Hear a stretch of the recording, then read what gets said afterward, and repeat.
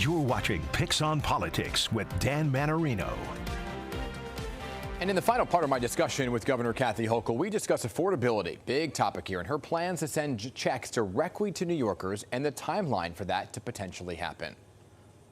You mentioned affordability, so let's end on affordability because it's a huge topic for so many heading into 2025. And I want to talk about something you said recently, that the cost of living is too damn high and New Yorkers deserve a break. And I think many people can feel that, yes. Right? They feel, and you're looking at these inflation refund checks.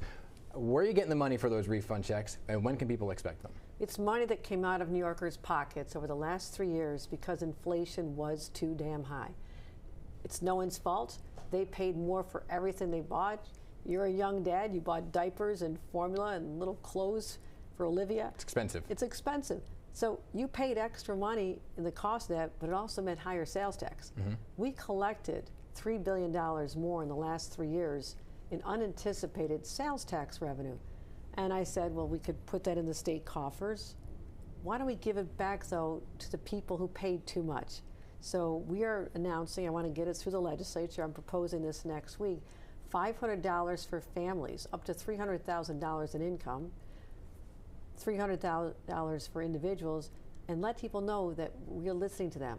But in addition to that, for parents, you're a parent, you would qualify for this.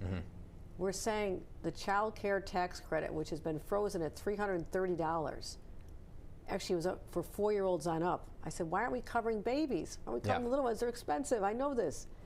And we said, if you have a new child, a new baby, how about $1,000? We'll triple the amount, $1,000 in your pocket. You have 2 kids. I just did a child care event a little while ago and sat down with families and said, family of 2 under the age of 3, 4 and under, $2,000 plus the $500. So that's real money. That's what I'm talking about. Yeah.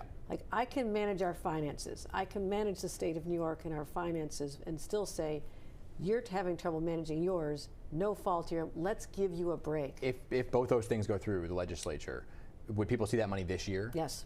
Okay. Yes. In first quarter, how quickly do those checks go out? The rebate checks we'd be able to get out as soon as we have to end the session. Who knows how late the budget will be. But I'd probably say by fall you'll see at least one of the checks, if we split it up.